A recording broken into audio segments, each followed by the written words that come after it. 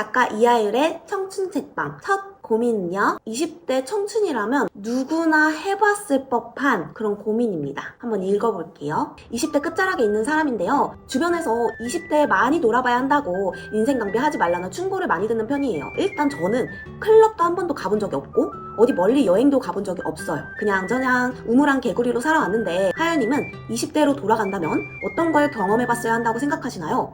20대가 다 가기 전에 이건 꼭 해봤으면 하는 게 있다면 알려주세요. 수지가 이 고민을 했다는 것 자체가 나는 정말 기특하다고 생각을 하거든요. 내 인생을 유의미하게 살기 위해서 어떤 일을 할 수 있을까? 라고 고민하는 것 자체가 나는 굉장히 성숙한 사람이라고 생각을 해요. 남들이 한 번쯤 가봤을 법한 클럽, 여행, 지금까지 내가 하지 않은 이유는 그렇게 나한테 중요하지 않았기 때문이에요. 내가 만약에 중요했다면 시키지 않아도 하게 되거든요. SNS가 발달해서 좋긴 하지만 여행도 가고 자기개발도 정말 열심히 하고 사람들을 보면 나도 모르게 잘 사는 삶, 성공하는 삶에 대한 굉장히 잡다한 것들이 많이 생겨요. 이걸 다 해야지만 후회 없이 인생을 사는 것 같지만, 사실은 20대를 잘 보낸다는 거는 남들이 하는 것을 다 한다고 해서 잘 보낸다기보다는 정말 내가 원하는 게 뭔지를 알고 내가 행복한 일, 나를 즐겁게 하는 일을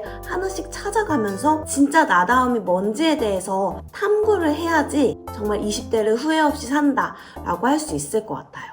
그래서 우리 수지가 나만의 버킷리스트를 만들어 봤으면 좋겠어요. 제가 오늘 인용할 책은 나는 날마다 최고의 나를 만난다인데요. 134페이지에 새로운 도전을 향한 첫걸음, 나만의 버킷리스트 만들기가 있어요. 인생은 여러 번의 전환점을 지나면서 성장하고 변화한다. 버킷리스트를 작성한 후 나의 인생은 새로운 국면을 맞이했다. 이제 하루하루가 꿈을 향한 즐거운 모험처럼 느껴진다. 삶에 대한 희망과 기대는 꿈에서 비롯된다. 이제 당신도 질문을 통해 내 안에 숨겨진 열망을 찾아보자. 이는 인생 목표를 명확히 하고 꿈을 이루기 위한 구체적인 계획을 세우는 출발점이 될 것이다 라고 적혀 있어요. 우선 첫 번째 질문입니다. 당신은 어떤 일을 할 때 행복하세요? 이 질문은 당신의 내면을 들여다보는 그런 질문이에요. 진정한 행복은 자신이 좋아하는 일을 할 때 찾아옵니다. 행복을 주는 활동을 떠올리고 그에 따른 목표를 설정해 보세요. 예를 들어 그림 그리기, 요리, 여행 등 당신을 기쁘게 하는 활동을 목록으로 만들어 보는 거죠. 이 과정은 당신의 진정한 열망을 발견하는데 큰 도움이 될 것입니다. 당신은 어떤 일을 할 때 행복한가? 사람마다 다양하겠죠? 맛집 찾아다니기, 분위기 좋은 카페를 가보기, 새로운 운동을 배우기, 다양한 행복의 포인트가 있겠죠? 다른 사람이 골프를 한다고 해서 내가 골프를 할 필요도 없는 거고, 내 마음이 시키는 그런 일 있잖아요. 나를 행복하게 하는 일. 그런 일들을 한번 적어보는 거죠. 두 번째는 당신이 어릴 적 꿈꾸었던 직업은 무엇인가 질문을 던져보세요. 어릴 적 꿈은 종종 우리의 진정한 열망을 반영한대요. 어린 시절의 순수한 열망을 되새기며 그 꿈을 갖게 된 계기를 떠올려 보는 거예요. 지금 경험하고 싶은 일이 무엇인지 생각해보세요. 그 꿈을 다시 꺼내서 현재의 목표와 연결해보면 새로운 가능성을 발견할 수 있어요. 예전에 제 꿈은 디자이너였습니다. 한복 디자이너가 되어서 세계적으로 우리 아름다운 한복을 알리는 게 제 꿈이었어요. 그래서 제 첫 버킷리스트도 패션이 살아 숨쉬는 뉴욕에 가서 우리나라의 한복을 어떻게 하면 잘 알릴 수 있을까, 다른 브랜드 매장도 가보고 어떤 방식으로 패션 사업을 성공시킬 수 있을까 직접 보면서 느끼고 깨닫고 싶었어요. 그래서 뉴욕에 가보자 라는 큰 열망이 생겼고, 그 열망을 통해서 제가 평소에 읽지 않았던 책과 가까이 하게 되었고, 너덜너덜해질 때까지 읽으면서 결국은 정말 겁이 많았지만 혼자서 비행기를 타고 뉴욕으로 떠났죠. 이것처럼 내가 생각만 해도 가슴이 뛰는 목표가 있잖아요. 그러면 지금과는 다른 행동을 하게 됩니다. 두렵고 걱정이 되어도 내가 너무 그 일이 하고 싶기 때문에 그 순수한 열망은 우리를 새로운 곳으로 데려다 줍니다. 그래서 당신이 어릴 적 꿈꾸었던 그 시절을 되새기면서 내 순수한 열망은 무엇이지? 한번 생각해 보셨으면 좋겠어요. 당신이 원하는 어디든 혼자 떠날 수만 있다면 세계의 어느 곳을 선택하고 싶으신가요? 혼자 떠나는 여행은 자신의 새로운 면을 알 수 있는 좋은 방법이다. 어떤 경험을 하고 싶은지도 함께 떠올려보자. 새로운 환경에서의 경험은 당신의 시야를 넓히고 삶의 다양한 가능성을 탐구하는데 도움을 줄 것이다 라고 나와 있어요. 제가 그렇게 가고 싶은 곳이 많은지 몰랐어요. 내가 그때 영화 미이라를 봤는데 피라미드 한번 직접 눈으로 보고 싶다. 내가 어릴 때 읽었던 그리스 로마 신화에서 신전들을 실제로 한번 보고 싶다. 난 거기 가서 이런 걸 한번 해보고 싶다. 라는 것들이 막 아이디어가 떠오르니까 손이 막 움직여요. 그래서 제가 17개국 53개 도시를 세계 배낭여행을 하게 되었거든요. 이처럼 뭐 다큐멘터리나 영화나 만화나 책이나 교과서까지 잡지 정말 다양한 곳에서 여기 한번 가보고 싶다. 그리고 나 이거 한번 해보고 싶어. 라는 게 분명히 떠오를 겁니다. 그것들을 종이에 붙잡아 놓고 내가 어떻게 하면 그곳에 갈 수 있는지 생각하다 보면 어느새 비행기 티켓도 알아보고 거기에서 뭘 할지 투어를 알아보기 시작하고 숙소를 알아보게 되고 경비는 얼마나 들지 계획을 하고 있는 나 자신을 발견하게 될 거예요.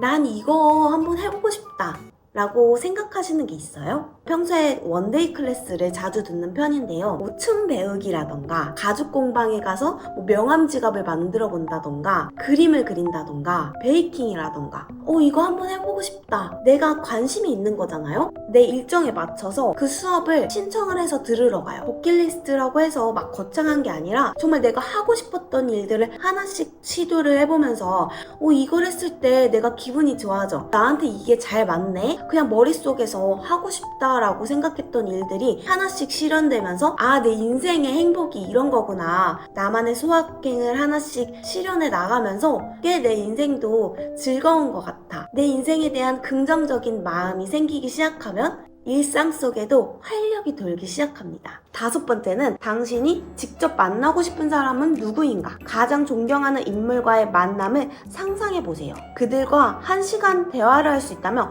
어떤 질문을 하고 싶으신가요? 멘토와의 만남은 긍정적인 변화를 가져올 수 있습니다. 존경하는 인물의 지혜를 통해 새로운 통찰을 얻고 자신의 길을 더 확고히 할 수 있죠. 20살 때까지만 해도 저에게 뭔가 영감을 주는 사람은 많지 않았어요. 근데 자기계발서를 읽기 시작하니까 책 속에 그 주인공들을 너무나도 만나고 싶었습니다. 이 사람은 어떻게 이렇게 진취적으로 삶을 살 수 있는 걸까? 그 사람을 직접 만나서 대화를 나누고 싶다라는 생각이 많이 들었어요. 그래서 제가 5년 동안 100회 오프라인 강연을 찾아다녔더라고요. 그만큼 책을 읽기 시작하면 내가 존경하고 내가 직접 만나고 싶은 사람이 생기기 시작하거든요. 멀리서만 지켜보지 말고 직접 실행을 해보는 겁니다. 진짜 가면 그런 사람들은 에너지 자체가 달라요. 말에도 힘이 있고 눈빛이라던가 이 제스처라던가 그 사람이 추구하는 삶의 방향성에 대해서 듣기 시작하면 내 가슴이 뜁니다. 그렇게 동기부여를 얻어서 나도 내 인생을 변화시켜가고 싶다라는 마음이 강하게 들거든요. 그때부터 성장도 빨라지고 내 실행력도 생기는 거예요. 6번째 질문은 당신이 사랑하는 사람들과 함께하고 싶은 것은 무엇인가? 가고 싶은 장소와 그곳에서 만들고 싶은 추억을 떠올려 보세요. 소중한 인연과의 특별한 순간을 계획하는 것은 삶의 질을 높이는 중요한 요소입니다. 가족이나 친구와 함께하는 여행, 특별한 이벤트를 구상하다 보면 당신의 버킷리스트에 의미 있는 목표가 추가될 것입니다. 인생을 살다 보면 진짜 가슴에 깊이 남는 추억, 내가 이때는 정말 행복했다 이야기를 할 수 있는 추억이 저는 가족들이랑 묵호 바다에 갔던 그런 추억인데요. 나 혼자 만드는 추억도 물론 의미가 있고 좋지만 내가 사랑하는 사람, 내가 소중하게 여기는 친구들과 함께하는 소중한 순간들은 정말 내 인생을 풍요롭게 만들 수 있다고 생각을 합니다.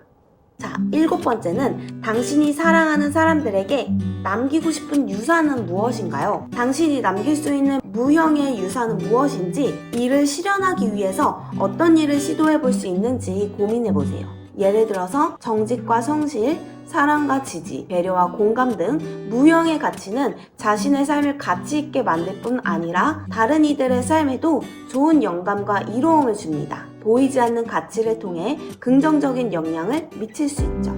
저는 나눔이라는 가치가 제가 살면서 남길 수 있는 귀한 한 가지 요소라고 생각을 했어요. 소아암 환자 친구들에게 머리카락 기부하기라던가 연탄 봉사하기, 홈리스의 자립을 돕는 빅이슈 잡지 한 달에 한 번씩 구매하기, 나라는 사람이 살면서 세상에게 줄 수 있는 선물이 무엇일까라고 질문을 던졌을 때 조금 더 의미 있는 버킷리스트를 세울 수 있어요.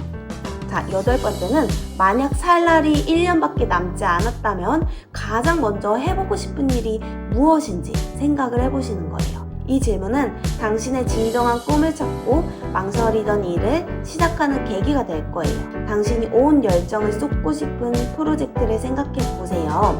시간이 제한된 상황에서 무엇이 가장 당신에게 중요한지를 고민해보면 우선순위를 정하고 이를 실행할 수 있는 용기를 얻을 수 있습니다. 버킷리스트를 적으면서 우선순위도 굉장히 중요한 것 같아요. 만약에 내가 1년밖에 남지 않았다면 난 무엇을 가장 해보고 싶은가 스스로 질문을 던졌을 때 나에게 정말 중요한 일부터 시작할 수 있게 되거든요.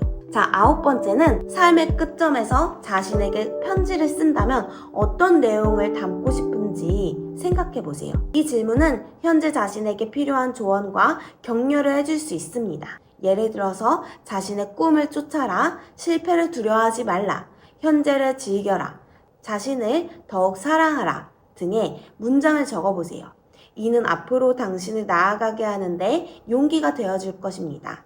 이 질문은 당신의 내면의 목소리를 듣고 스스로에게 긍정적인 메시지를 전하는 기회를 제공합니다. 제가 1년마다 한 번씩 임종체험을 하러 갑니다. 무섭지 않느냐, 왜 그런 것까지 하느냐라고 물어보실 수도 있는데 삶의 끝점에 있는 그런 분들의 다큐멘터리도 보고 웰다잉에 대한 강의도 듣고 직접 유언장도 작성하고 그리고 관 안에 누워 있으면서 내 인생을 돌아보다 보면 좀 더 사람들한테 많이 사랑한다고 할 걸 내가 살면서 이것만큼은 꼭 해봤어야 하는데 미루지 않았나, 이런 삶에 대한 그런 깊은 통찰을 하게 됩니다. 삶의 끝점에서 자신에게 편지를 쓴다면 어떤 내용을 담고 싶은가라는 질문을 던졌을 때 진짜 나에게 하고 싶은 말이 나옵니다.